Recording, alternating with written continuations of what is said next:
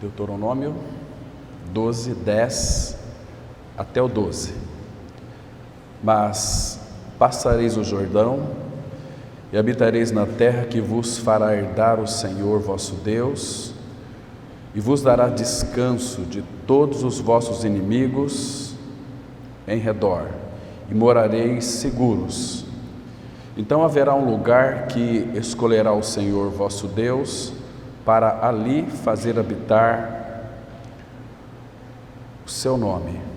A esse lugar farei chegar tudo o que vos ordeno, os vossos holocaustos e os vossos sacrifícios, e os vossos dízimos e a oferta das vossas mãos, toda a escolha dos vossos votos feitos ao Senhor. E vos alegrareis perante o Senhor vosso Deus, vós, os vossos filhos, as vossas filhas, os vossos servos, as vossas servas, e o levita que mora dentro das vossas cidades e que não tem porção nem herança convosco. Vamos orar. Pai, nós te louvamos por essa manhã tão gostosa, tão preciosa. Sabemos, ó Pai, que o Senhor preparou para nós esse dia, esse tempo, esse momento. Também, Pai, todos os irmãos que estão aqui foram movidos pelo Teu Espírito para estarem aqui, então para sermos edificados na pessoa de Cristo. Ele é o edificador da igreja e nós, ó Pai, estamos em Tuas mãos.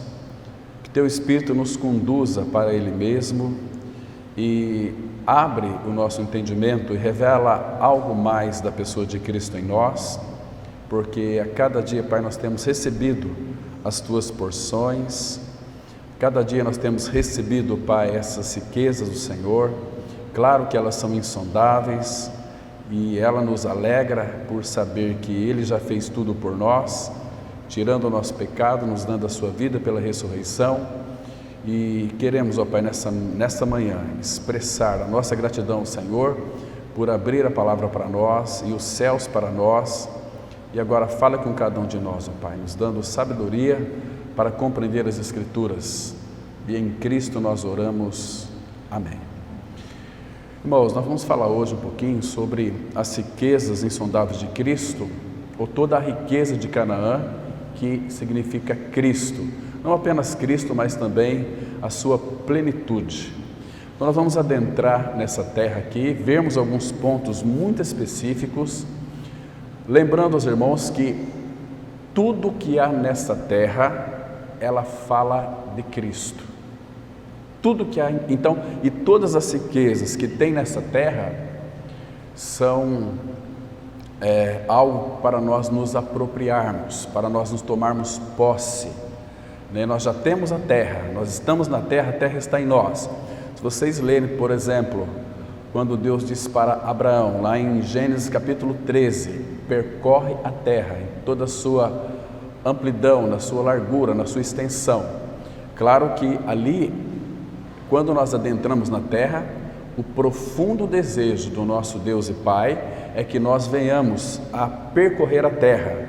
Ele disse isso para Josué, quando eles, antes de atravessar o Jordão, Deus fez muitas promessas para eles, dizendo o seguinte, para Josué: todo lugar que pisar a planta do vosso pé, vos darei.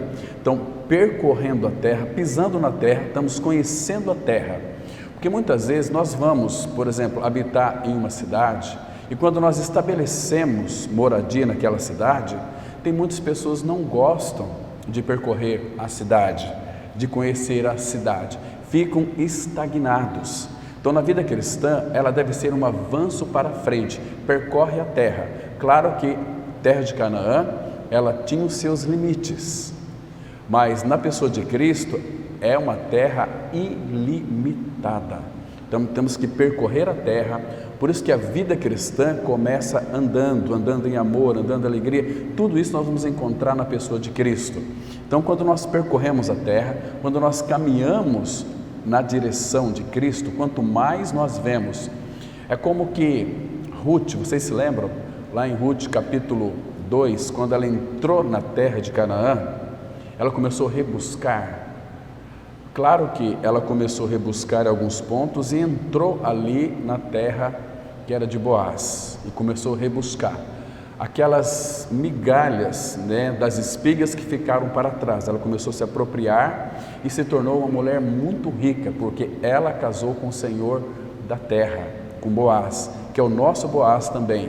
A história é muito interessante. Então, irmãos, trazendo para os nossos dias hoje, percorrer a terra é avançar em Cristo, é adentrar, que Paulo interpreta para nós, sabe de que maneira? Em Efésios 3:8, a mim, o menor de todos os santos, me foi dada esta graça de pregar aos gentios o evangelho das insondáveis riquezas de Cristo. Então, o nosso Senhor, Ele é muito rico, Ele possui tudo, mas se nós não tivermos um discernimento espiritual, nós vamos ter uma tendência de pensar que quando fala que o Senhor é muito rico, é que Ele quer dar para nós riquezas materiais. Não é esse sentido aqui. Toda a riqueza espiritual está nele. Ele é a nossa riqueza, riquezas insondáveis de Cristo. Então, na pessoa dele, há tudo aquilo que nós precisamos. Por exemplo, quando Deus começou a criar todo este universo. Agora, um detalhe importante: a palavra fala em João 1, versículo 3 e 4, que Deus criou tudo através dele. Sem ele, nada do que foi feito se fez. Então, Cristo, ou seja, o Pai criou através da sua palavra, e Deus não poderia criar nada se não fosse ele. Todas as sementes é uma figura de Cristo. A palavra é a semente de todas as sementes. Então, tudo que ele criou está relacionado a ele. Por isso que ele é dono de tudo. Ele é o Criador, partiu dele. Ele é a fonte existencial de todas as coisas. Ele é a fonte da vida, a fonte das águas. Então, ele é tudo. Então, quando de fato aqueles irmãos do passado adentraram em Canaã, plenitude de Cristo, era para desfrutar da terra, que é uma figura linda de Cristo, uma imagem de Cristo. Era algo assim que de fato era para eles se apropriarem. Lembra quando Deus pediu para que eles espiassem a terra? Eles tinham que espiar a terra para ver as riquezas da terra, que aquilo era deles, para eles se apropriar daquilo. Mas lá já tinham gigantes. Os filisteus deram a volta, não passaram pelo mar e nem pelo rio Jordão. Fizeram um caminho, fizeram um atalho. Mas a igreja de Cristo, ela precisa de passar ali pelo Mar Vermelho, pelo sangue, primeiro em Êxodo 12, depois pelo Mar Vermelho, depois pelo Jordão, do deserto a Canaã. É um caminho a ser trilhado muito árduo para entrar na plenitude de Cristo. Então, Canaã, ela não prefigura tão somente Cristo, mas a plenitude de Cristo. Então, nós estamos onde hoje, irmãos? Nós estamos ainda nesse deserto, neste mundo. No mundo tereis aflições, mas a nossa Canaã, ela é em realidade espiritual o próprio Cristo. Nós já temos a terra dentro de nós. O reino de Deus e a sua realidade já foi colocado dentro de nós. Agora, a plenitude de Cristo, ela deve ser, pelo menos, alcançada, a grande maior parte dela aqui, neste mundo. Nós estamos caminhando, nós já passamos pelo sangue, passamos pela cruz, pelo Jordão, que é a descida, que é a morte. Então nós já estamos na terra, a terra está em nós. Agora nós precisamos conhecer o Senhor. Ele deu para nós a vida. E em João 17,3 fala que a vida eterna é esta, para que te conheçam. Conhecer a Cristo, nós estamos conhecendo aquilo que Ele já nos deu. E o que Ele nos deu? Ele mesmo. Nós não podemos nos encantar com as coisas dele. Claro, nós sabemos que toda a criação manifesta e expressa a glória de Deus. Mas, irmãos, tudo isso é muito lindo, maravilhoso, mas o nosso foco deve ser Cristo e buscar uma vida de maturidade. Buscar a maturidade espiritual é adentrar na plenitude de Cristo, até que todos cheguemos à plenitude da maturidade espiritual que Paulo fala lá, varão perfeito, a plenitude da fé. Então, este é o desejo do nosso Pai, que nós já temos essa realidade que é Cristo. Mas, queridos irmãos, como lá no deserto, muitos corpos deles, dos nossos irmãos que não entraram na terra de Canaã, eles eram filhos de Deus? Eles passaram pelo sangue, passaram pelo Mar Vermelho, mas não entraram na plenitude. Os corpos ficaram prostrados no deserto. A nossa caminhada também, ela não é diferente. Quem vai adentrar na plenitude de Cristo? Os perseverantes. Nessa caminhada, como aqueles irmãos do passado ficaram assim muito tristes, desanimados, sofreram bastante, nós também nessa trajetória vamos encontrar muitos percalços. Nós vamos ser feridos, vamos ser machucados, muitas vezes vamos ter uma aparência de uma necessidade emocional, como eles tinham, que era a realidade, era água, era comida, queriam carne. Então Deus providenciou tudo para eles. Para nós também Ele vai providenciar tudo. Nós perdemos um ente querido, pessoa que nós amamos bastante, nós temos uma consolação da parte do Senhor. Então, para este mundo, Ele nos supriu de tudo, até chegar em Canaã. Então não vai faltar nada para nós, irmãos. Observa aqui que um texto muito interessante, 2 Pedro, capítulo 1, versículo 3 e 4, vai mostrar que aquilo que concerne a vida, Ele já providenciou para nós. 2 Pedro, capítulo 1, vamos ler o versículo 3 e 4, que diz assim: olha que coisa maravilhosa, olha que tamanho da providência que Ele nos proporcionou. Diz assim, 2 Pedro 1, verso 3, visto como, pelo seu divino poder, nos têm sido doadas todas as coisas. Essa palavra aqui, todas as coisas, temos que prestar muita atenção nela, porque muitas vezes nós temos uma tendência de acharmos, ou pelo menos nos tornarmos vítimas, achando que Deus esqueceu de nós. O problema não está em Deus, o problema é que nós não nos apropriamos daquilo que nós já temos. Lembra de Paulo? Não que eu já tenha alcançado a perfeição, mas uma coisa faço, eu me esqueço das coisas que para trás ficam e avanço para que diante de mim estão. Filipenses 3, a partir do versículo 10, 12 em diante ali. Então, eu quero conquistar aquele que me conquistou. Estão me compreendendo? Por isso que percorre a terra, adentre nessa realidade que é Cristo, se aprofunda em Cristo, busca um relacionamento com Ele, busca conhecê-lo, como Ele se expressa, como Ele se manifesta. Esse Cristo que é expresso nas Escrituras, que habita em nós, da mesma forma que Ele se expressava aqui, Ele quer se expressar através de nós. Mas, quando que isso vai acontecer? É quando nós levamos uma vida de cruz, levando sempre por toda parte o morrer de Jesus em nosso corpo, para que a vida de Jesus se manifeste em nosso corpo. Ou em outras palavras, a manifestação da vida de Cristo, ela dar-se-á tão somente numa pessoa que vive uma vida de crucificação. Os que são de Cristo crucificaram a carne com suas paixões e concupiscências. Quando nós temos essa realidade, então Ele vai se expressar. Ou em outras palavras, Jesus só irá se manifestar em um morto. Morto para o pecado, morto para o mundo. Estamos morrendo para nós. Morrer para nós, muito cuidado. Ele não quer destruir a tua personalidade. O que é a tua personalidade? É a tua alma. Ele quer que a nossa alma seja subjugada a Ele. Ou seja, é igual aquele time de futebol. Você está jogando muito bem, você está se achando tal e a torcida te aplaude, mas o técnico, que é Deus, o Pai, tira você, coloca no banco e coloca Jesus Cristo. É não mais eu, mas Cristo. Então você foi tirado no auge da sua vida.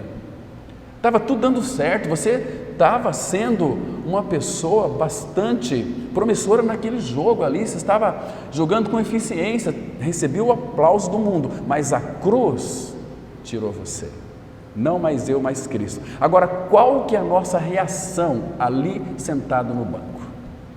Nós vamos aplaudir aquele que nos substituiu ou vamos ficar chateados? Porque ele joga. Talvez a gente pense que ele não está jogando igual a nós. Ele está jogando tudo errado, mas a maneira que ele joga é a maneira certa e adequada. Porque nós temos uma tendência de ensinar Deus ser Deus. Senhor, é assim que se faz. Senhor, é dessa forma. Não, deixa ele jogar. Então fica lá no banco sentado, porque você sabe que ele fazendo as jogadas, a vitória é certa. Ele jogando, você nele, não vai ser um vencedor, mais do que vencedor, por meio daquele que nos amou. Você consegue entender o que é uma vida cristã autêntica e para ter bom êxito? Deixa ele fazer todo o esquema da sua vida. Pare de querer ensinar a ele como é que tem que fazer. Como que nós queremos ensinar Deus a fazer aquilo que ele sabe fazer de uma forma divina? Nas nossas orações. Cuidado com as nossas orações. Por isso que Jesus, ele nunca ensinou ninguém a pregar, mas ele ensinou a orar, porque nós não sabemos orar como convém. As nossas orações, muitas vezes, irmãos, elas são tão egoístas. As nossas orações, nós estamos dando ordens para Deus fazer as coisas que às vezes não é da vontade dele. Nós somos filhos, ele vai ouvir as nossas orações, ele é um Deus paciente, longano, misericordioso, mas ele vai atender as nossas orações segundo a vontade dele. Então, se isso aqui não é da vontade dele para nós, então nós temos que dar glória ao Senhor. Percebe? Então, nas nossas orações, procure se envolver mais com a palavra, porque aqui na palavra, se você ter uma intimidade com a palavra de Deus também, um tempo com a palavra, buscando discernimento espiritual, você vai saber orar com discernimento, e as tuas orações, uma vez que a palavra revela a vontade de Deus, as nossas orações serão ouvidas e respondidas com sim, porque está escrito. Deus citar só um exemplo para vocês de uma pessoa que de fato orou segundo a vontade de Deus, mas parece que ele conhecia a palavra. Mas antes eu quero só concluir o versículo aqui. Visto como pelo seu divino poder nos têm sido doadas todas as coisas que conduzem à vida e à piedade. Então, o que falta para você e para mim, se ele nos concedeu pelo seu divino poder todas as coisas? Absolutamente nada. Então, irmãos, as nossas orações, elas precisam ser coerentes. O que é ter uma oração coerente? É uma oração que você precisa conhecer o coração de Deus. Como nós vamos conhecer o coração de Deus? Você tem aí a Bíblia em suas mãos. Essa Bíblia, a palavra dele, é o coração dele aberto, é o falar de Deus definitivo no seu Filho. Então aqui, toda a vontade de Deus está revelada. Agora, nós temos o interesse de conhecer a vontade dele? Irmãos, eu penso que a maioria das vezes não, porque nós queremos conhecer a nossa vontade e que a nossa vontade seja feita.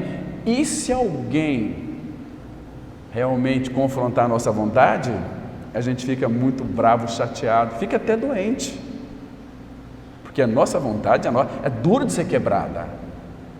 Lembra aqueles religiosos que Estevão confrontou eles lá em Atos capítulo 7? Chega no versículo 51 e ele diz assim: homens de dura cerviz, eram homens que conheciam a letra da lei, mas não conheciam o Senhor, não conheciam nem Moisés, que eles asseveravam confiança, eles não criam. Jesus confrontou eles: se vocês não creem em Moisés, os seus escritos, como vocês vão crer nas minhas palavras? Lá em João 8, porque Moisés falou a meu respeito, ele falou de mim, ele deu testemunho de mim. Eu sou a realidade daquilo que Moisés era e daquilo que ele escreveu e falou. Eu estou aqui. Então Estevão disse o seguinte: homens de dura serviço, vocês sempre resistem o Espírito, porque eles tinham uma maneira de louvar o templo. Hoje você vai, talvez, alguns templos, você fica extasiado, porque é uma coisa linda, investe tanto em templo. Jesus veio para investir em vidas. as pessoas ficam assim totalmente extasiadas, que coisa linda, e é aqui que é a casa de Deus. Não é a casa de Deus. Então Estevão disse para eles, Deus, Atos 7,48, Deus não habita em templos feitos por mãos humanas. Consequência, ele foi apedrejado por causa disso, porque eles entendiam que o templo era sagrado. O templo de Deus é sagrado, mas qual que é o templo de Deus? 1 Coríntios 3, verso 16, não sabeis que sois santuário de Deus e que o Espírito de Deus habita em vós? E quem destruir o santuário de Deus que sois vós, Deus o destruirá, porque o santuário de Deus que sois vós é santo, é sagrado. Então eles tinham um templo como algo muito sagrado, mas aí vem o Espírito através de Estevão e toca naquilo que eles adoravam, que era o lugar de adoração deles, Então a consequência é que eles entenderam que Estevão blasfemou e tinha que ser apedrejado, e morreu apedrejado. E que morte foi aquela por apedrejamento? Até nos seus momentos, seus instantes finais, ele teve uma visão da glória de Deus, o Senhor Jesus assentado à sua destra. Mas depois, no segundo ponto, ele viu os céus se abriram, então viu Jesus de pé para receber o seu filho. Então ele disse assim, olha, quando nós temos uma visão da glória de Deus, não me importa, irmão, não importa que tipo de sofrimento você vai passar, não importa a dor que você vai ter que enfrentar, a tribulação que você vai enfrentar. Quando temos um vislumbre da glória de Deus, Senhor, faça o que você quiser, permita o que eles façam, pode me decapitar, pode me apedrejar. Então, antes de morrer, ele disse assim, igual o Senhor Jesus fez para aqueles que infligiram tanta dor que havia crucificado ele.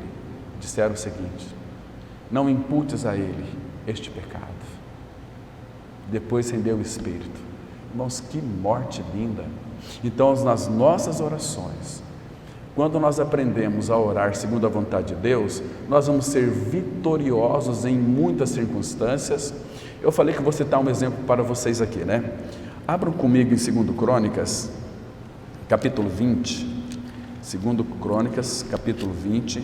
Vocês conhecem a história de Josafá, que veio 3 grandes inimigos para lutarem contra eles. Então, veja, eu quero ler aqui a oração de Josafá, uma oração fundamental, irmãos. Era de um homem, de um rei, que conhecia a vontade do Senhor pelas Escrituras Sagradas. Então, ele disse assim, olha que oração linda.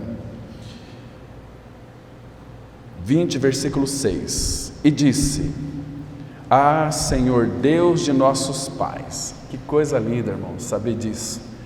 O Deus de Josafá era o Deus dos pais dele, Abraão, Isaque e Jacó. E disse assim, porventura não és tu Deus nos céus?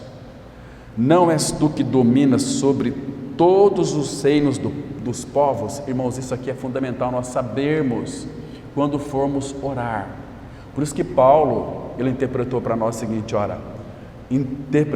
da seguinte maneira, orai por todas as autoridades, por reis, por governantes, porque nós sabemos que Deus domina sobre tudo. Lá em Daniel capítulo 4, vai mostrar também que Deus tem o controle absoluto de todos os exércitos dos céus e da terra, estão em suas mãos. Ele continua dizendo, na tua mão está a força e o poder, e não há quem te possa resistir. Queridos, quando nós oramos ao Senhor, será que nós oramos sabendo quem Ele é? Se nós soubéssemos quem Ele é de fato, não haveria necessidade de termos Hebreus 11:6.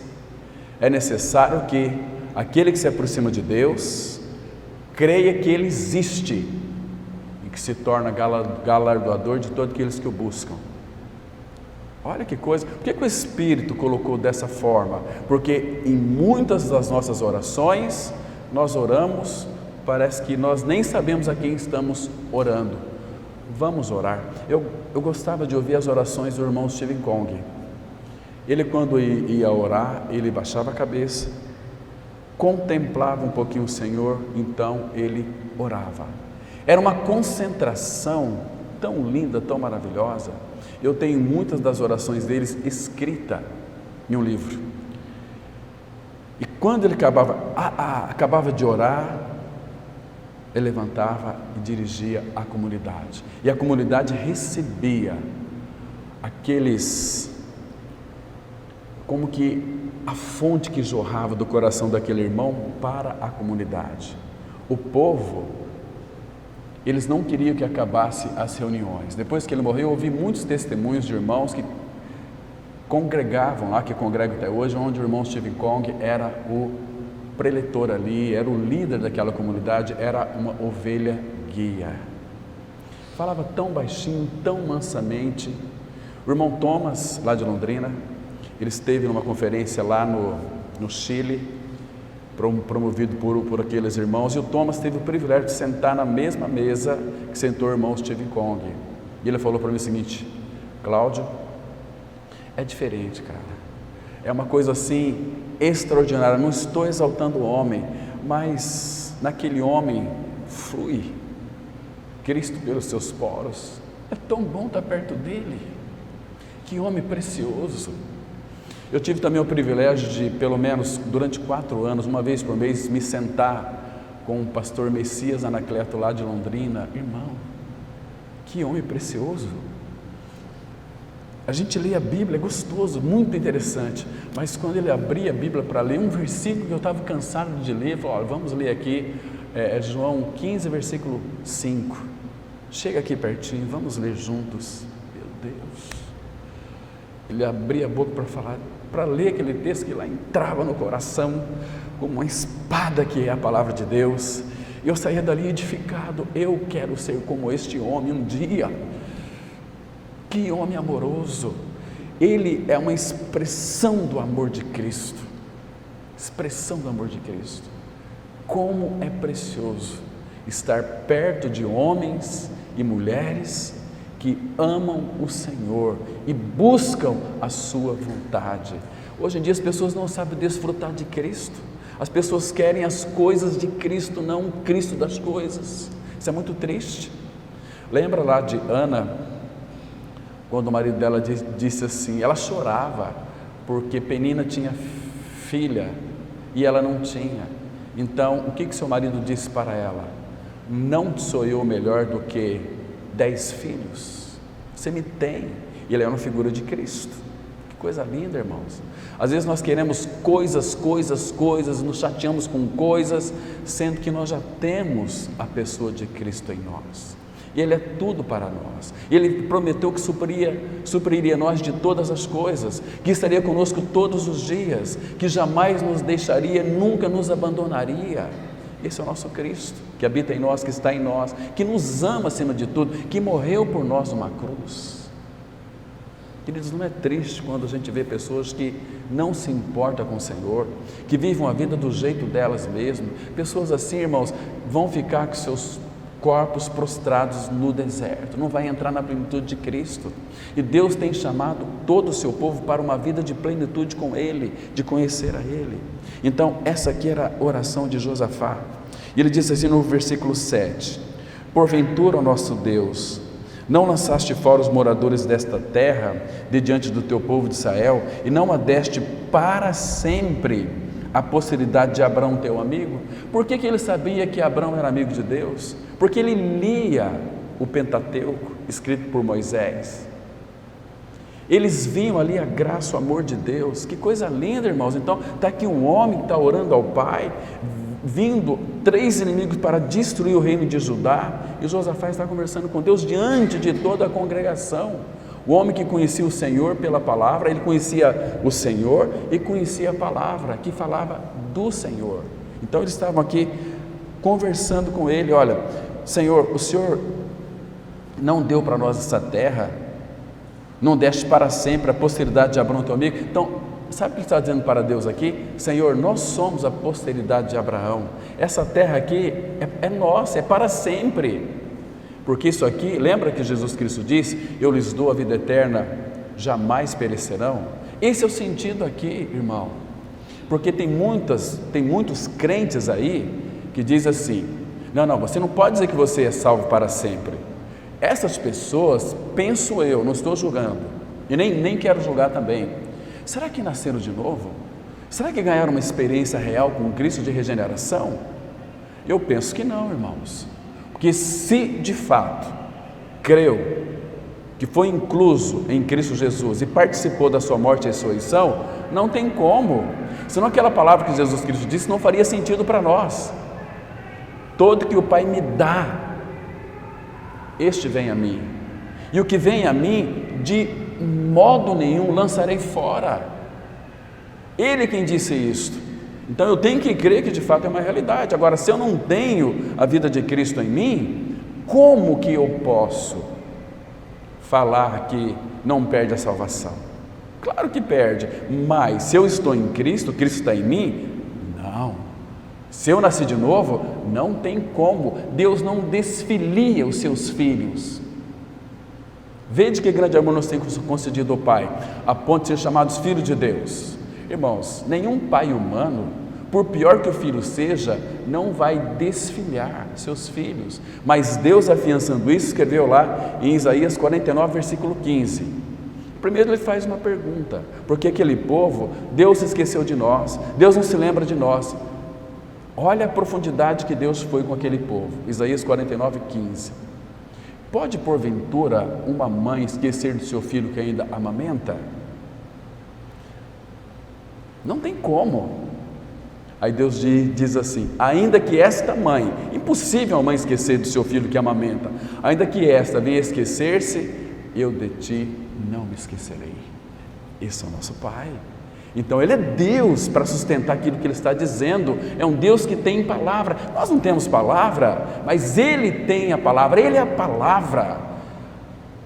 Ele não pode negar a si mesmo. Aquilo que Ele disse, Ele sustenta. Por que você nunca parou para pensar por que a Bíblia está até hoje? Ainda que muitas pessoas tentar excluí-la, leis e governos, Deus está acima de tudo, irmão. Estão me compreendendo? Então não tem como. A palavra de Deus, Ele disse: passará o céu e a terra, mas a minha palavra não há de passar. Minha palavra permanece para sempre. E esta é a palavra que foi evangelizada, que permanece para sempre e está em nós. Como que eu posso dizer que vamos perder a salvação? A não ser que você não creu.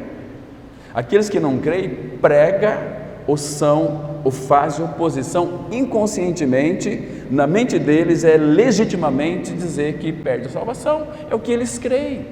Eles creem num fracasso. Eles creem na encarnação do fracasso, mas a palavra fala assim: graças, porém, a Deus, 2 Coríntios 2,14, que em Cristo sempre nos conduz em triunfo, e por meio de nós manifesta o seu perfume, tanto nos que se perdem como nos que são salvos. Agora, veja aqui, irmãos, a continuação desta oração, versículo 8: habitaram nela, e nela edificaram um santuário ao teu nome, dizendo. Olha aqui sobre o que ele está orando. Aqui estava escrito, isso aqui estava escrito lá no Antigo Testamento, irmão. Presta atenção, que coisa linda aqui, que diz assim: se algum mal nos sobrevier, então estava vindo um grande mal aqui contra eles. 3 grandes nações vinham para destruir Judá.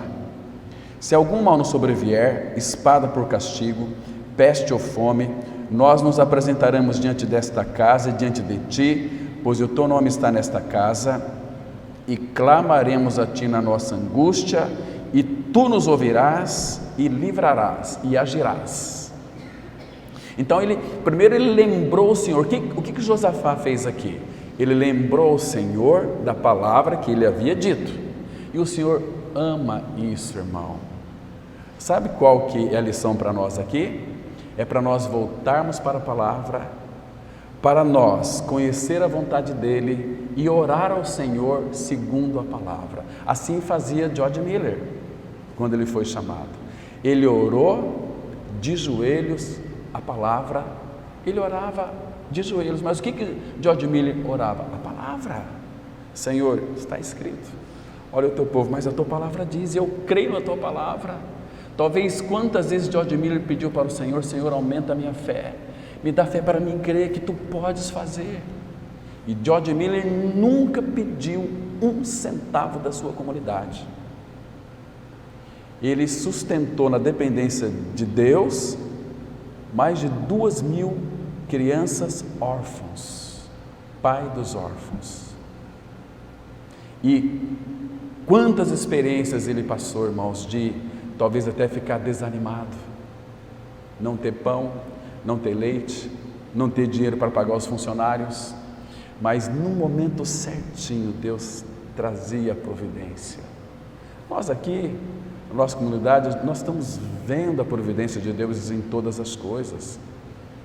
Fizemos muitas coisas aqui, irmãos, com a ajuda do Senhor, né? E vamos fazer muitas coisas também, mas o problema é que nós temos uma visão, ela é adequada, mas nós perdemos a visão missionária, a visão do discipulado, fazer discípulos para Cristo. Nós não podemos fazer discípulos para nós.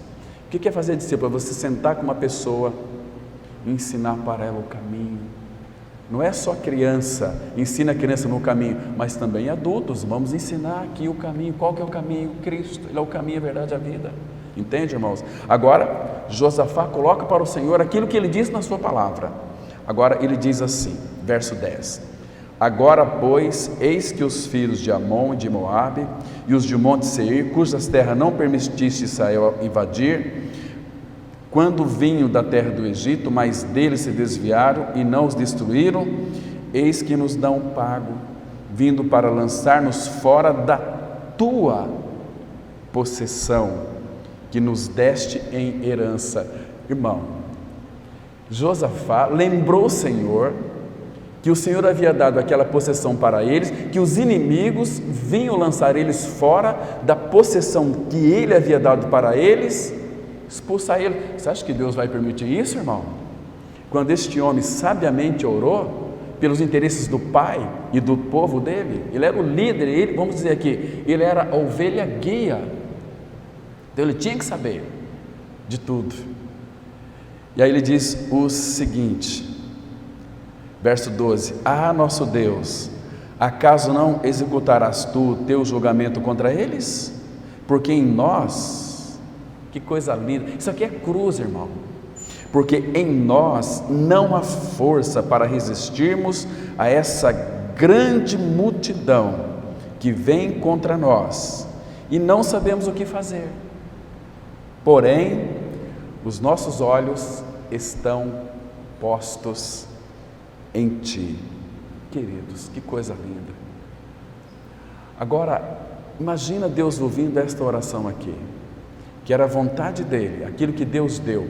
A palavra fala em Romanos, capítulo 11, versículo 29, está escrito assim: os dons e a vocação de Deus são irrevogáveis. O que é irrevogável? Que não se pode revogar. Aquilo que Deus deu, ele não pode voltar atrás. Os dons e a vocação são irrevogáveis. E, irmãos, para que o Espírito escreveu isso? Está escrito na palavra e no Novo Testamento. Sabe para quê?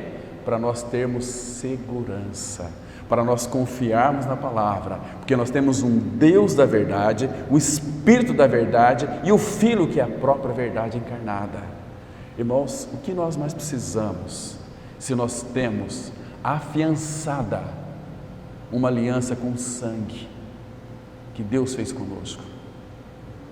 Sangue. Antigamente as alianças eram feitas, vamos fazer uma aliança aqui, eu e você, irmão, cortava aí um pouquinho aqui e vamos unir a aliança de sangue. Deus fez uma aliança com sangue, mas como assim? Ele fez essa aliança com quem primeiro? Com Ele mesmo, porque não tinha ninguém maior do que Ele para jurar. Ele fez essa aliança, então Ele jurou por Ele mesmo. Gênesis capítulo 15, para dizer o seguinte: olha, essa aliança aqui é uma aliança que é feita para sempre. O que mais eu posso mostrar para vocês? Que a minha aliança é uma aliança eterna, sem a qual não pode ser revogada. E ela foi selada quando nós cremos, lá em Efésios 1, versículo 13, que diz: em quem também vós estáis, em Cristo, depois que ouvistes a palavra da verdade, que está relacionada à aliança que Ele fez conosco, em Cristo Jesus, a palavra da verdade, o evangelho da vossa salvação, tendo nele também crido, fostes selados com o Espírito Santo da promessa. E este selo, irmão, é um selo irrevogável. Ele mostrou isso lá em Daniel, quando Daniel foi lançado na cova dos leões. O rei não queria, mas ele colocou o selo dele, não pode ser, é a lei dos medos e do persa, não pode ser voltado atrás. Se uma aliança, se um selo daquele homem, rei, não poderia voltar atrás, Daniel foi para a cova dos leões, imagina o selo do Espírito. Não tem jeito, irmãos. Como que pode alguém dizer que ainda perde a salvação? Entendeu? Então aqui, depois que Josafá acabou de orar, a palavra continua, verso 13: todo Judá estava em pé diante do Senhor. Irmãos, que coisa linda essa expressão aqui, irmão. Estava de pé, lembra ali que eles estavam diante do templo. Mas aqui a palavra traz uma revelação para nós, que todo Judá estava em pé diante do Senhor. Eles tinham essa convicção, estavam diante do Senhor, não diante de Josafá, diante do Senhor. E aí a palavra continua: como também as suas crianças, as suas mulheres e os seus filhos. Aqui, irmãos, esse povo aqui, como é que estava esse povo? Você parou para pensar, para meditar um pouquinho, como é que estava esse povo aqui, ali? Porque o Espírito mencionou aqui, nós temos que perguntar para o texto, por que ele colocou aqui que também as suas crianças, as suas mulheres e os seus filhos? Sabe por quê? Porque aquelas mães estavam desesperadas, queriam uma solução. Então Josafá se levanta, conhecedor da palavra, e orou ao Senhor segundo a palavra de Deus. Estavam todos, talvez as crianças chorando, mas aí, irmãos, quando nós oramos e conhecemos o Senhor, a resposta dele vem de uma forma tão extraordinária, tão magistral. Diz assim o versículo 14: então veio o Espírito do Senhor no meio da congregação. Olha que coisa linda, irmão. Olha a resposta de Deus aqui. Olha Deus respondendo pelo seu Espírito aquela oração tão sábia de Josafá. Veio no meio da congregação, entendeu? Olha o versículo 15: e disse, agora é o Espírito falando através de Jaziel, que era o filho de Zacarias, diz assim: dai ouvidos, abra os ouvidos agora, que é o Senhor quem irá falar. E eles tinham essa convicção. Josafá orou, precisava de uma resposta, então agora a palavra veio, a resposta veio: dai ouvidos todo Judá, e vós moradores de Jerusalém, e tu, ó rei Josafá, ao que vos diz o Senhor. Então o Senhor tinha algo para dizer para eles agora. E qual foi a resposta? A primeira palavra: não temais. Que conforto, irmão, porque aqui é muito diferente. Se Josafá tivesse dito: pessoal, não temais, mas aqui foi em Jaziel, foi aqui um profeta do Senhor, que estava ali no meio da congregação, mas foi Jaziel, levantou para dizer. E quando de fato o Senhor tem uma resposta para dar para aquele povo, como que vai ser essa resposta? É diferente, por exemplo, Deus está ministrando aqui a palavra, claro, a palavra do Senhor, mas de repente sobe aqui uma pessoa tão inexpressiva, que é dirigido pelo Senhor, e Ele tem uma palavra para todos nós. Ele fala uma palavra, aquela palavra, irmãos, ela perfura os nossos corações, e a gente vai cair, não para trás, mas com o rosto em terra, com lágrimas, dizendo: só o Senhor é Deus, só o Senhor tem uma palavra para nós, só o Senhor nos edificou, só o Senhor nos confortou. Então é esse sentido aqui: não temais. Quando ele disse não temais, houve um consolo para aquele povo. Ou seja, toda a realidade que Josafá orou, eles receberam aquele impacto, que Deus tem o domínio sobre todas as coisas, que agindo ele, ninguém pode impedir, né? Ele continua dizendo: não temais, nem vos assusteis. Por que aqui, irmão? Porque eles estavam assustados, estavam temerosos, estavam assombrados, porque vinha 3 grandes multidões para destruir o povo de Judá. Eles estavam aqui assombrados. Então primeiro o Senhor trouxe um conforto: não temais, nem vos assusteis. Que coisa linda, irmãos. Por causa desta grande multidão, pois a peleja não é vossa, mas de Deus. Está percebendo aqui? Queridos, nós precisamos de conhecer o Senhor, precisamos de adentrar na realidade de Cristo. Sabe por quê? Quando nós então experimentamos a realidade de Cristo, conhecendo a Ele pela palavra, conhecendo sua vontade pela palavra, irmãos, nós vamos entender que o Deus de Judá, de Josafá, é o mesmo Deus que Ele habita em nós, está em nós, e Ele não vai mudar a sua estratégia, Ele não vai mudar a sua tática. Se lá Ele diz que a peleja era dele e não nossa, vocês acham que hoje é diferente? Irmãos, por que a gente luta com as pessoas? Nós lutamos com os problemas. Eu acho tão assim absurdo, uma coisa assim absurda, quando eu vejo um cristão falar o seguinte: nós estamos na luta contra isso, contra aquilo. Meu irmão, a palavra fala em Isaías 52, versículo 12, que o Senhor é aquele que vai adiante de nós, a nossa vanguarda, e o Senhor e o Deus de Israel é a nossa retaguarda. Irmãos, tem algo para nós temermos?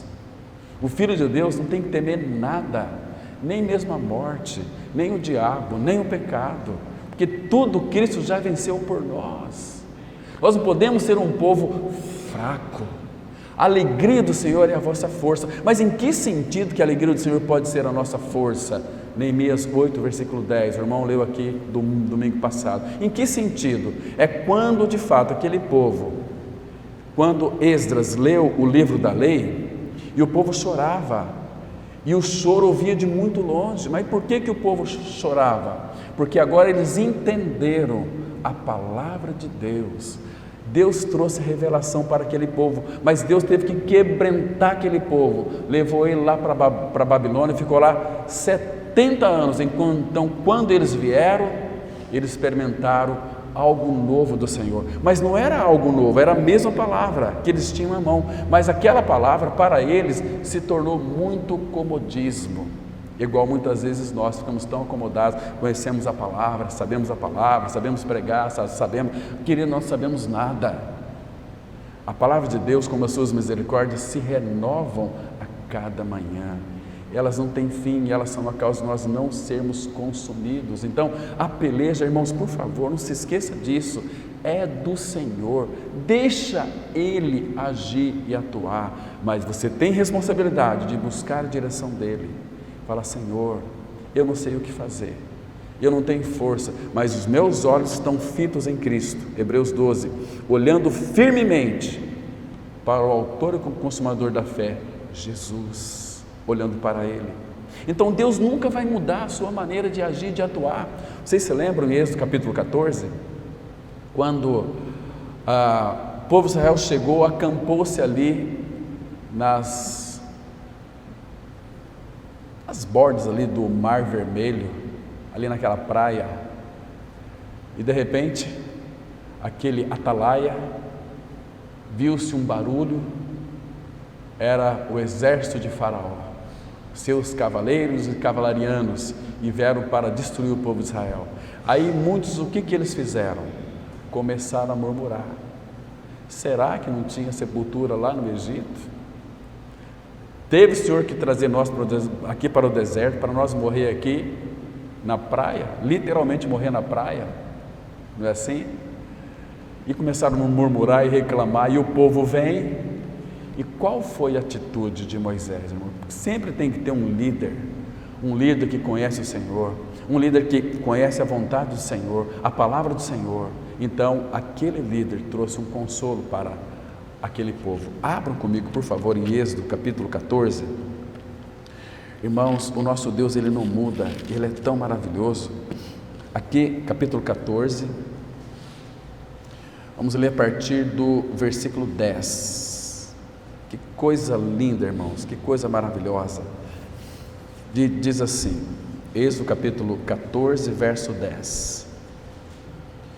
E chegando Faraó, os filhos de Israel levantaram os olhos, e eis que os egípcios vinham atrás deles, e temeram muito. Então os filhos de Israel clamaram ao Senhor. Disseram a Moisés, presta atenção, aqui eu quero ensinar algo importante para vocês. Moisés, ele é uma figura de quem aqui? De Cristo, percebe? Olha o final do versículo 10. Os filhos de Israel clamaram ao Senhor e disseram a Moisés. A ideia aqui, irmãos, parece que é uma mediação, e realmente é exatamente isso, sim. Moisés muitas vezes mediava o povo. Será por não haver sepulcros no Egito que nos tiraste de lá para que morramos neste deserto? Irmãos, presta atenção aqui. Eles tinham clamado ao Senhor, depois eles foram dizer a Moisés uma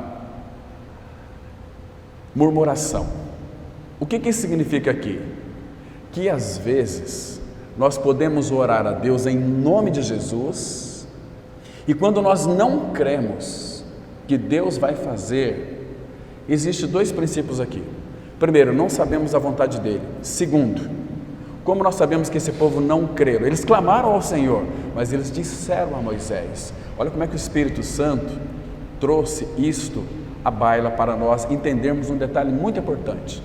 Essa oração que eles oraram por um desencargo de consciência. Mas se eles orassem ao Deus dos céus e crescem, eles não iriam falar com Moisés para murmurar. Será que porque lá no Egito não tinha sepulcros que o Senhor trouxe para nós morrer aqui? Não, irmãos, isso aqui não é uma evidência de alguém que orou ao Senhor. Porque todas as vezes que eu oro ao Senhor, eu descanso na suficiência dEle. Porque eu preciso de saber a quem eu estou orando, a quem estou abrindo a minha boca para falar, como aquele que pode todas as coisas e que nada é impossível para Ele. Ele pode tudo. Então aqui, continuando aqui, versículo 11, né? Por que nos trataste assim, fazendo-nos sair do Egito? Por quê? Verso 12, não é isto o que te dissemos no Egito? Deixa-nos para que sirvamos os egípcios, pois melhor nos fora servir aos egípcios do que morrermos no deserto. Ó povo, aquela oração que eles fizeram, que clamaram ao Senhor, oraram por orar, talvez nem despertou o Senhor, entende? Olha aqui, versículo 13, Moisés, porém, respondeu ao povo. Olha que coisa linda. E Moisés nem tinha orado, mas Moisés conhecia o Senhor. Não temais, aquietai-vos e vede o livramento do Senhor que hoje vos fará, porque os egípcios que hoje vedes, nunca mais os tornareis a ver. O Senhor, de novo, pelejará por vós e vós vos calareis. Está vendo aqui, irmãos? E vocês sabem na sequência do texto aqui, que como o Senhor os tornou vitoriosos, passaram o mar vermelho a pé enxuto. Imagina, o Senhor abriu o mar, mas secou. Que Deus que é esse, irmãos? Abriu o mar e secou, e eles passaram de pé enxuto, até do outro lado. Quando o Faraó entrou ali, chegou no meio, Deus atolou aqueles carros deles, charretes, né? Então fechou o mar vermelho e todos foram engolidos por aquelas águas. Israel saiu feliz do outro lado, vitoriosa. Então aí nós temos o cântico de Moisés no capítulo 15, que é muito lindo, irmãos. É um cântico preciosíssimo demais. Olha só, o versículo 4. Lançou no mar os carros de Faraó e os seus exércitos, e os seus capitães afogaram-se no mar vermelho. Os vagalhões, os vagalhões aqui é as grandes ondas. Os vagalhões os cobriram, desceram as profundezas como pedra. A tua destra, ó Senhor, é gloriosa em poder. A tua destra, ó Senhor, despedaça o inimigo. Irmãos, se você ler depois esse Cântico de Moisés aqui, você vai ser muito edificado. Isso traz uma grandiosidade de convicção para o nosso coração tão grande, porque nós vamos tocar o próprio Senhor. Vamos ver que a vitória dele, ela é certa. E o cristianismo é uma vida de louvor. Quanto mais nós louvamos em meio aos problemas e dificuldades, a vitória vai ser certa. Josafá foi assim, que ele colocou primeiro os cantores na frente do exército, e a palavra fala que no momento em que eles começaram a louvar, Deus trouxe emboscadas, e eles foram desbaratados, destruídos, entendeu? Lembra de Paulo e Silas lá em Atos capítulo 16? Apanharam por causa do nome do Senhor Jesus Cristo, foram presos, meia-noite Paulo e Silas oravam e cantavam louvores a Deus, e as cadeias. O segredo da vitória em meio às dificuldades é louvar em meio às dificuldades. E a vitória é certa, irmão. Então nós já tem muitas coisas, não precisamos nem orar ao Pai. Vem uma dificuldade, você vai orar pelas dificuldades? Porque você sabe que as dificuldades foi Ele que mandou? O Senhor remove essa dificuldade. Quando a gente peça ao Senhor para remover essas dificuldades, esse sofrimento, essa dor, essa perda, sabe o que nós estamos dizendo para o Senhor? No fundo da nossa alma, que a gente não consegue discernir aquilo que está subtendido: Senhor, eu não quero crescer. Senhor, eu estou satisfeito com o meu cristianismo. Então, Senhor, para mim está bom, eu estou satisfeito, mas o Senhor não está satisfeito. Estão me compreendendo, irmãos? Então, é louvar. O Senhor não resiste quando nós louvamos, quando nós celebramos a Ele, e a vitória vem sobre nós de uma forma tão gloriosa, tão maravilhosa, tão estupenda. Lembra? Referi aqui no início, vou falar de novo aquele texto, 2 Coríntios 2,14.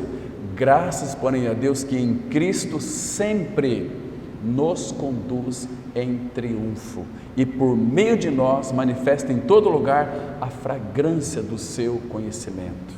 Nós somos para com Deus o bom perfume de Cristo, tanto naqueles que são salvos, como naqueles que de fato irão perecer.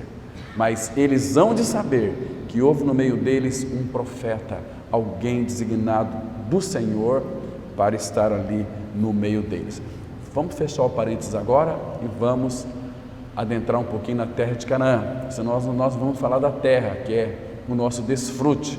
Foi necessário ter falado essas coisas para os irmãos, que estava queimando aqui no meu coração, e agora nós vamos falar um pouquinho da terra de Canaã. Irmãos, vamos voltar lá em Deuteronômio capítulo 12, vamos ver algumas lições aqui para nós, e de hoje até a noite a gente entra na terra de Canaã, se Deus assim permitir, né? Olha aqui o versículo 10, Deuteronômio 12, verso 10, que coisa interessante. Mas passareis o Jordão. Irmãos, que coisa interessante. Ele estava vindo do deserto, e vocês sabem como que eles entraram em Canaã. Era uma época que estava chovendo muito, irmãos, chovendo e chovendo muito, e a palavra fala em Josué, nós não temos aqui, temos lá em Josué, que as águas, elas transbordavam nas suas ribanceiras, e eles vinham, aquele povo, aquela multidão, chegaram ali nas bordas do rio, não tinha como passar, e a palavra fala, passareis o Jordão.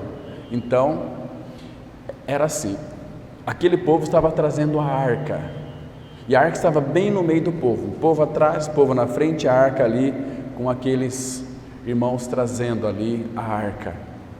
Mas quando chegaram ali, o primeiro pessoal chegou no Jordão, a palavra fala que o rio estava transbordando, era uma cheia, choveu naquela época.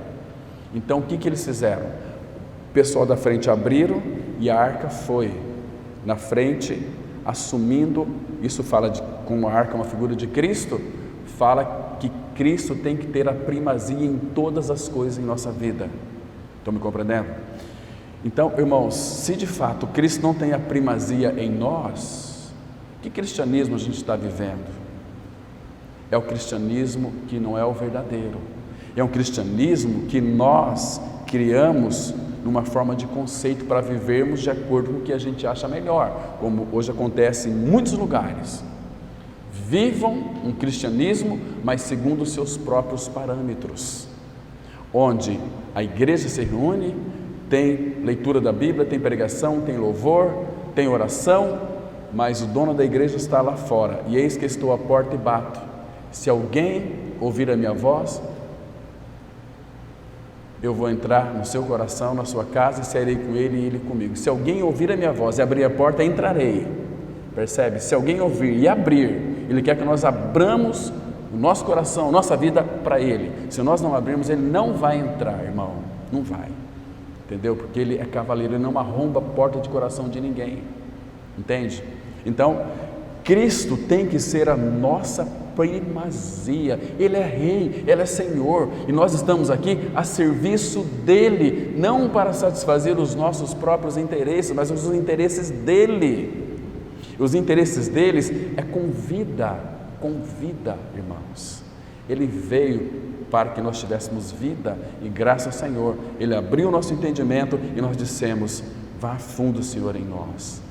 Removeu o pecado, fez uma limpeza com o sangue do Cordeiro, daquilo que nós havíamos cometido no passado, no presente e no futuro. O sangue nos garante isso. 2 Pedro 1, versículo 9, diz assim: irmãos, vocês nunca esqueçam da purificação do pecado de vocês, que vai ter ataque de Satanás na nossa mente. Olha, vocês aqui, não, meus pecados já foram não apenas perdoados, mas purificados pelo sangue do Cordeiro. Estou fazendo aqui, irmãos, uma introdução para nós adentrarmos na terra de Canaã. Na terra de Canaã. Como na Nova Jerusalém não vai entrar coisa impura e contaminada, na terra de Canaã também não pode entrar coisas contaminadas. Então Cristo na arca foram na frente, assumindo a primazia do seu povo. Hoje em dia, a gente, talvez por estar tão familiarizado com aquele texto de 2 Coríntios 5, versículo 15, que diz que Ele morreu por todos, para que os que vivem não vivam mais para si, mas para aqueles que por eles morreu e ressuscitou. Irmãos, nós vivemos para Ele, ao serviço do Rei Jesus, não ao nosso próprio serviço, irmãos. Temos sim as nossas obrigações, as nossas responsabilidades, temos trabalhos a ser realizados aqui, que envolvem as nossas obrigações como cidadãos, mas nós somos cidadãos diferentes, somos cidadãos de um reino. Nós estamos representando aqui um reino, vimos trazer este reino para as pessoas. Esse ano que está se findando, quantas pessoas, nossos amigos ímpios, nós falamos deste reino? Para quantos deles? É mais fácil eles nos tirar da centralidade de Cristo do que nós levarmos eles a Cristo. Cadê os nossos frutos, irmãos? Cadê as almas que nós pregamos este ano para elas? Aqui é muito fácil, irmãos. Aqui é muito fácil. Aqui é muito fácil. Nós temos chamado para um ir e pregai. Ir pregai o Evangelho a toda criatura. Quem crer, for batizado, será salvo. Olha, o dia que você começar a pregar, sentar com as pessoas, evangelizá-las e elas crerem, você não tem noção de como você é edificado. Gente, a recompensa vem, parece que na hora. É uma satisfação pelo fato de uma pessoa ter tido seus olhos abertos e foi tirado das trevas e agora ela pertence à luz. É maravilhoso demais. São experiências, irmãos, maravilhosas e tremendas. Eu tenho um projeto, creio que daqui uns 5, 6 anos, ou 10 anos, não sei, o senhor aqui sabe, de criar grupos de evangelização. Isso eu já vou estar aposentado, mas a palavra fala que até na velhice nós vamos dar frutos, né? Que coisa linda. Então, eu creio, irmãos, que isso é muito bom. E daqui 2 anos também eu quero estar diferente do que eu estou hoje. Já tenho planos para isso. Já coloquei diante do Senhor. Ele trouxe muita paz no meu coração. Então eu vou agora em busca daquilo que Ele colocou no meu coração. Entende, irmãos? Nós não podemos ficar, irmãos, parados, estagnados. O Senhor tem nos chamado para uma vida, irmãos, de descanso. Vamos falar logo mais à noite sobre essa terra. Entrando na terra e desfrutar dos frutos dessa terra, dessas preciosidades que nós já temos e nós não desfrutamos, ficamos aí panguando, entende? Atrás dos nossos interesses, os interesses deles são maiores do que os nossos, porque eles são divinos e são eternos, e nós já temos. Então, o sentido é que Deus abra o pote de tesouro, porque nós temos esse tesouro em vaso de barro. Nós somos vasos de barro, mas esse tesouro já está em nós. E eu creio que ele está dentro de um baú. Então vamos abrir esse tesouro. Não tem tanta riqueza aqui, então não vou nem abrir porque eu vou deixar aqui, eu não posso mexer nisso. Não, esse tesouro que está em nós, quanto mais nós tiramos, mais ele se multiplica. Quanto mais você joga para as outras pessoas, mais ele vai multiplicar em você, até que você chegue à plenitude do conhecimento de Cristo Jesus. Isso que o Pai quer para cada um de nós. Então, irmãos, mas passareis o Jordão. Quando aqueles irmãos pisaram, que estava com a arca, pisaram ali naquelas águas, o rio Jordão se abriu novamente. Eles puderam passar do deserto para Canaã, a terra prometida, a terra na qual Deus quis que eles a possuíssem. Que coisa linda! E nós temos chamado, irmãos, para viver uma vida de plenitude. Deixa eu ler o último texto. Abra comigo, por favor, em Efésios, capítulo 4. Efésios, capítulo 4, versículo 13. Nós vamos encerrar com essa leitura aqui. Efésios, capítulo 4, a partir do verso 13. Primeiro, que no final do versículo 12, claro que para a edificação do corpo de Cristo, até que todos cheguemos à unidade da fé e do pleno conhecimento do Filho de Deus, à perfeita varonilidade, à medida da estatura da plenitude de Cristo, para que não mais sejamos como meninos, agitados de um lado para o outro e levados ao redor por todo o vento de doutrina, pela artimanha dos homens, pela astúcia com que induzem ao erro, mas percorre a terra, mas seguindo a verdade em amor, cresçamos em tudo naquele que é a cabeça, Cristo, de quem todo o corpo, bem ajustado e consolidado pelo auxílio de toda junta, segundo a justa cooperação de cada parte. Então nós temos responsabilidade no crescimento em Cristo Jesus, de estarmos juntos, de, irmãos, ligar para aqueles que não frequentam. Olha, irmãos, o que é que está acontecendo? Vamos estar juntos, não cobrando, mas incentivando essa cooperação mútua, segundo a justa cooperação, porque sem o seu irmão você não vai crescer de uma forma adequada. Você precisa dele, eu preciso dele, nós precisamos um dos outros para crescermos juntos em Cristo Jesus. Pelo auxílio de toda a junta, segundo a justa cooperação de cada parte, efetua o seu próprio aumento para edificação de si mesmo em amor. Aqui ele colocou uma conotação muito interessante, amor, porque se não tiver amor, nós não vamos ligar para ninguém, não vamos buscar ninguém, deixa os irmãos fraquinhos morrer, vamos embora, nós aqui estamos avançando, meio devagar, meio capenga, mas vamos chegar. Eles ficaram para trás, não é esse sentido, em amor.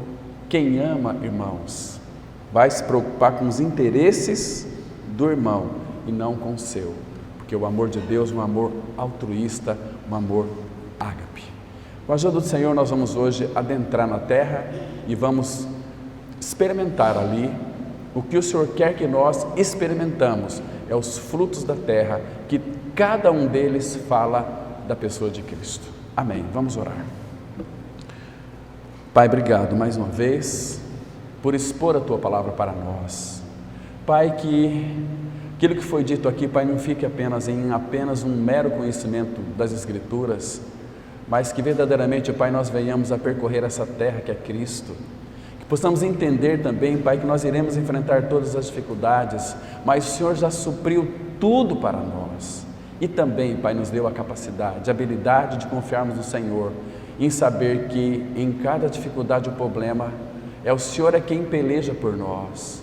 Ah, Pai, nos ensina a colocar os nossos olhos em Cristo e olhar para Ele firmemente, então podermos, ó Pai, caminhar de uma maneira adequada, de uma maneira, ó Pai, que nós sejamos verdadeiramente, ó Pai, mesclado com a Tua vontade, que a Tua vontade seja a nossa vontade. Por isso nós colocamos a nossa vontade nas Tuas mãos, para que o Senhor mude a nossa vontade à Tua vontade e traga para nós a Tua vontade, que nós venhamos pensar que é a nossa vontade, mas é a Tua vontade.